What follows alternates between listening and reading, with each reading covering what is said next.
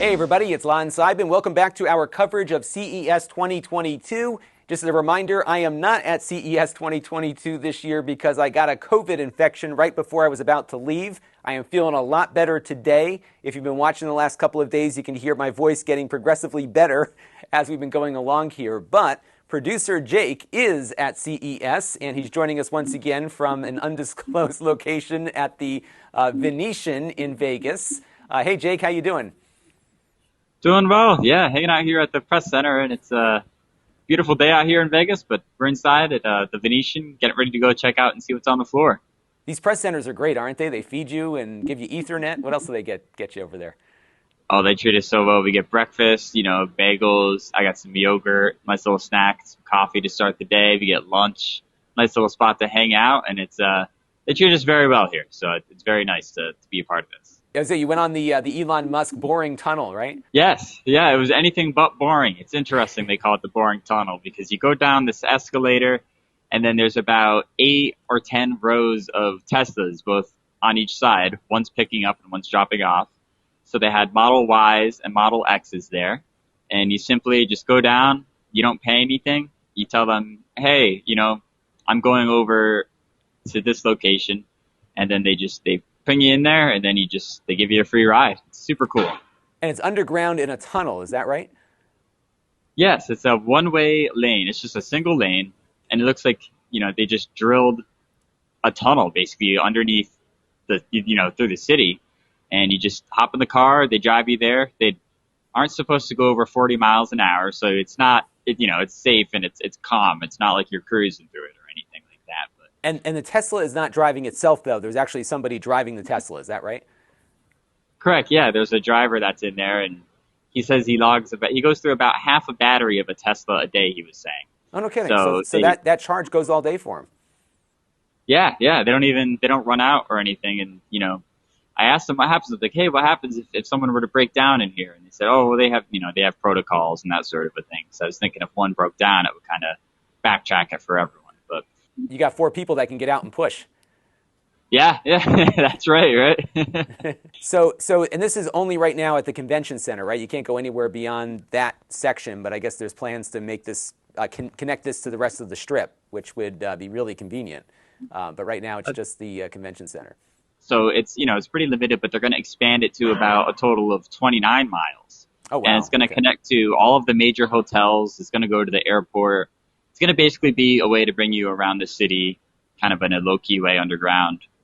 And yesterday, when we last talked to you, you were about to have a very long day. It looks like it was a long day, but a productive one. You sent me back about 40 gigabytes of footage to go through, which just arrived back. So I'm going to get cracking on that and report to everyone what you found. And thanks again, Jake, for making the trip for me. I really appreciate it. And everyone's been saying such nice things about you in the comments section, too. So your work is going very well recognized. And we all are very appreciative of the amount of pain and suffering you've endured on our behalf. Oh, it's awful. Being out here in Las Vegas, it's terrible. Free food and free transportation. It's great. Well, yeah.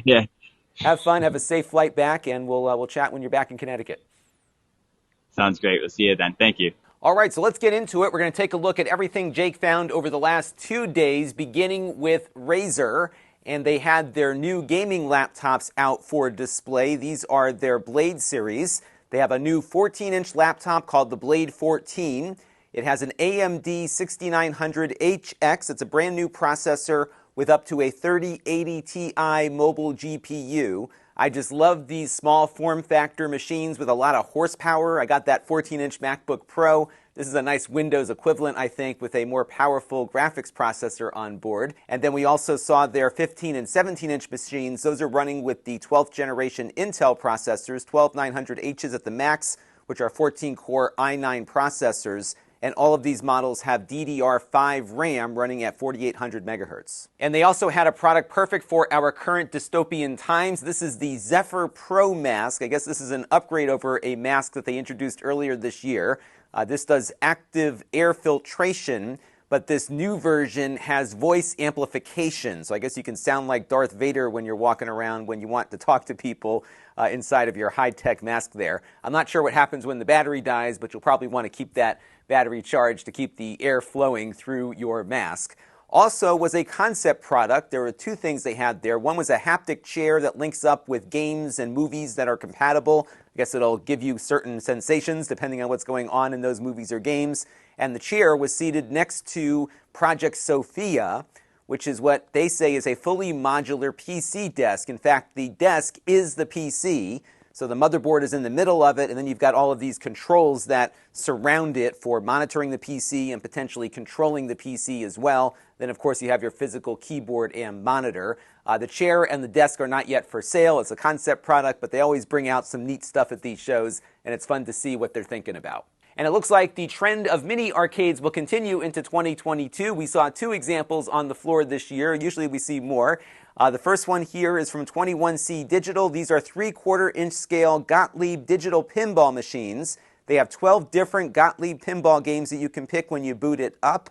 The blue button is a tilt button, and then you've got 2 red buttons for flippers. They cost between $500 and $600. They have a couple of different aesthetics, but they're all the same internally. You just pick which pinball machine you would like for your decor. And we also saw something called the iircade at the show. This is something that came out prior, but they have a new version with a light-up marquee and a better sound system. These are arcade game consoles with their own locked-in ecosystem. So it comes with 11 games, and the rest you have to buy separately. They're priced between $3 and $30 for those games. They're a mix of retro and modern games. Some of them are currently on the Nintendo Switch as well. They are running Android on this, but you cannot run your own emulators or ROMs. They don't allow you to hack the device at all. If you try to hack the hardware, you void the warranty, and you can't plug anything into it either. But they do allow you to output HDMI, so if you wanted to do a live stream while you're playing an arcade game with the cabinet, you can do that. The device will stand up on its own with a stand, but you can also put it on a desk if you don't have as much room. Now, every year, the United States Postal Service exhibits at CES, and they were at the show again this year. A lot of consumer electronics gets transported through the USPS here in my home country, and the Postal Service was excited to show off their new delivery vehicle. This is called the NGDV. It's built by Grumman, who also built the F-14 Tomcat, and these vehicles will become ubiquitous across the U.S.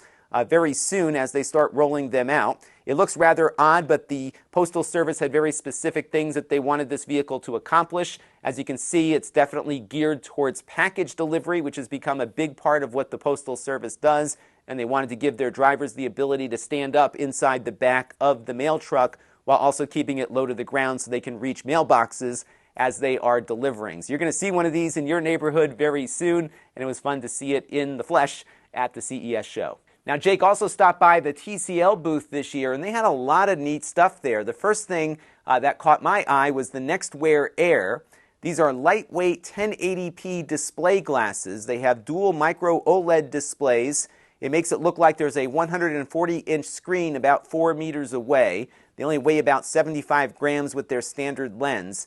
They have exchangeable front lenses, so you can have one that blocks out all of the outside light if you want to just see the screen, but then they have other things that are more an AR kind of experience. But these are not AR or VR glasses. They are simply a display that you wear on your head. But I could see this being really useful if you're on a long flight and you want to watch a movie in a virtual movie theater and have a nice big screen in front of you without having to hold anything or look down at anything on a tray. That's really attractive to me, and I'm going to try to see if I can get a pair of these because they look really cool. And TCL says these are 3D compatible and they connect over USB Type-C to your device. Next up here is the NxtPaper 10S. This is an Android tablet, and like the screen protector we looked at the other day, it has a textured display that feels like paper when you're writing on it with a stylus.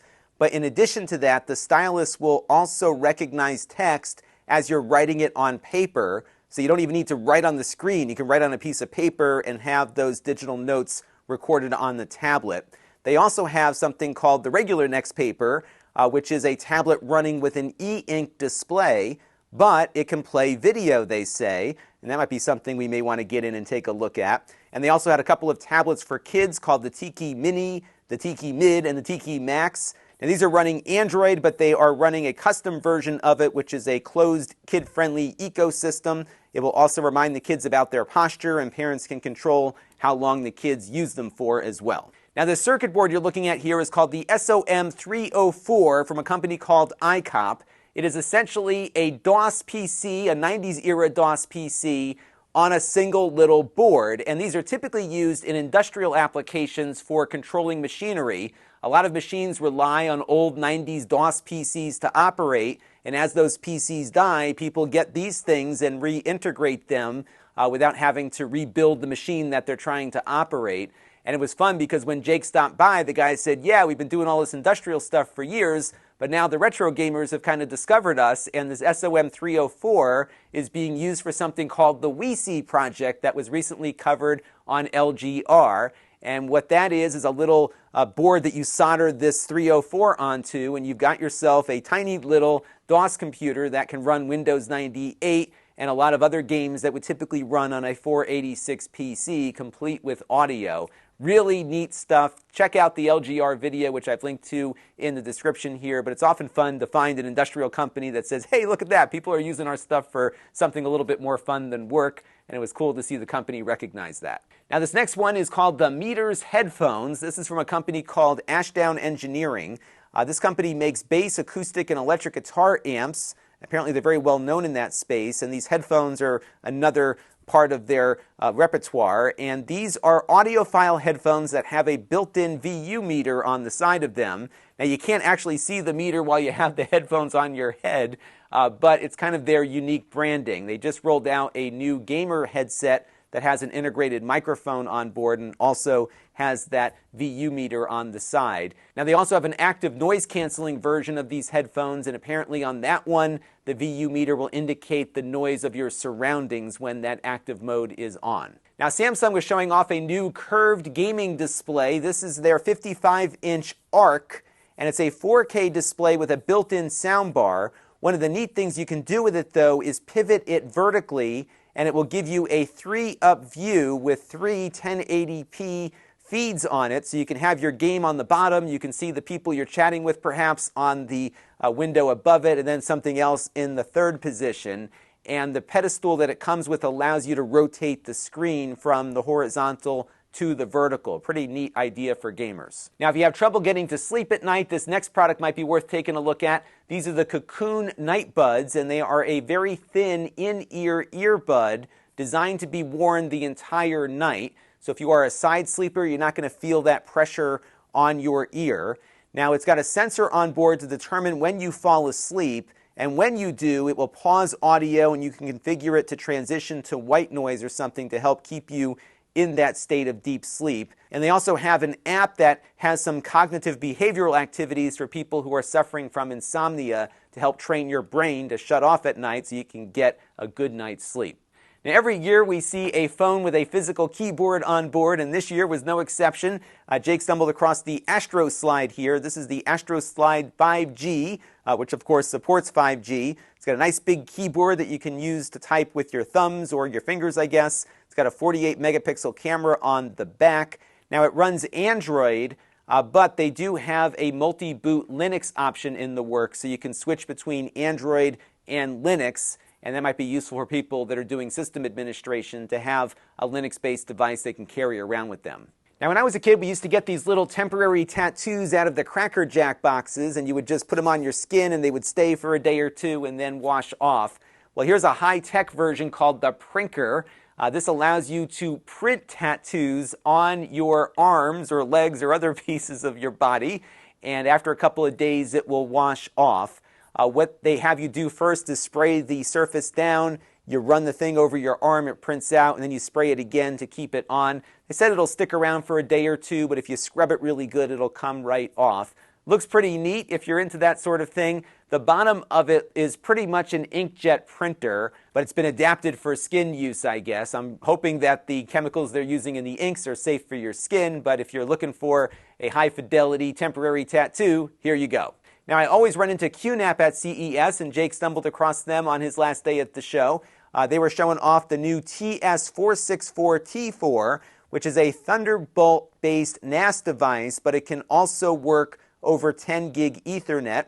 It supports 4 3.5-inch SATA drives, but also 2 NVMe drives, and is running with an Intel N5105 quad-core processor. They also had a refresh of their fanless NAS. This is their HS264. This is featuring now two 2.5 gigabit Ethernet ports and that same Intel N5105 processor that was in the Thunderbolt one we just talked about. And they were showing off a new router for multi-gigabit internet connections, the Qhora 301W. It has dual 10 gigabit ports. One of them can be used for the WAN along with 4 gigabit Ethernet ports. It has Wi-Fi 6 built in along with an integrated VPN server, and these can be used to connect in from the outside but also do site-to-site kinds of connections as well. Now, if you're a fan of the game Keep Talking and Nobody Explodes, this is the physical version of it. This is called the Clockwork Briefcase, and it's a game where you have to defuse a bomb. And unlike the video game version of this, this one has you actually working with the physical electronics to defuse the bomb before the timer runs out. It is really expensive, about 500 euros, but might be a fun novelty gift for people that are fans of that game. Now, if you do a lot with single board computers, this might be a great way to bring it and all of the things that you're attaching to it along with you. This is the Ready Computer Model 100 Mark I, and it's designed to work with any single board computer. That includes the Raspberry Pi, but others that work off of 5 or 12 volts. It's got integrated speakers, a mechanical RGB keyboard that's built right into it. It's chunky, and that allows you to add all of your additional custom circuits and batteries inside of the case, and it also has some power management features as well. And this again is something I think that would be well suited for makers that are looking to bring some of their custom electronics with them on the road. You can build it all into the case. They even give you some guitar straps so you can carry it around with you. It also, as you can see, has an integrated display on board that you can use as a touch panel, or you can attach an external display as well. And finally, this last item is something that I bought a couple of months ago, but I haven't yet had time to really play with. This is the Sinden Light Gun, and this is a light gun designed to work with modern HDMI-based televisions. So as we all know, you can't use your old NES zapper gun on a new television based on how those zappers work, but this thing works and works quite accurately, and it's a pretty simple concept. It puts up a border on the display, and the gun can track its position based on where it sees that border in relation to where you're pointing it. And it's become very popular among the retro and emulation communities. And right now it works with the Raspberry Pi and with PCs. And they said this year they're hoping to get it to work with the Mister as well. So this will be something to keep an eye on, and I really got to get working on it because I've been eager to play some Operation Wolf on the MAME emulator. So that's going to do it for this final dispatch of CES 2022. I want to thank Jake again for doing this great work to find as much of this stuff as he could. This was a much smaller show than we've seen in years past, but we had about the same amount of stuff to talk about, which was great. And our mission this year was to only cover the companies that showed up in person. We'll let the media that stayed home talk about the companies that stayed home, but I think there's still a lot of value to in-person experiences, and I'm glad that we were able to participate in one this year, even though I was sidelined with COVID before it began. So more to come, and again, a huge thank you to Jake, and I hope you all will thank him down in the comment section. And next year, we will give you a in-person experience once again for CES 2023, which hopefully will be back to normal as far as attendance is concerned. That's going to do it for now. Until next time, this is Lon.TV. Thanks for watching. This channel is brought to you by the Lon.TV supporters, including gold level supporters Hot Sauce and Video Games, Brian Parker, Chris Allegretta, Tom Albrecht, Thomas Anfang, Jim Tanis, and Handheld Obsession. If you want to help the channel, you can by contributing as little as $1 a month.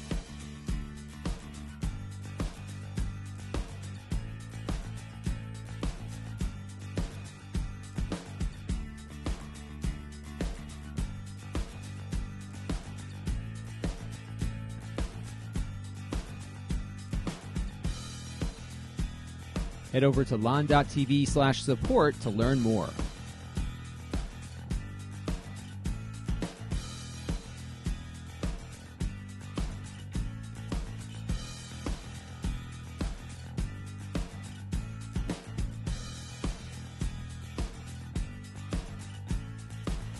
And don't forget to subscribe. Visit Lon.TV/S.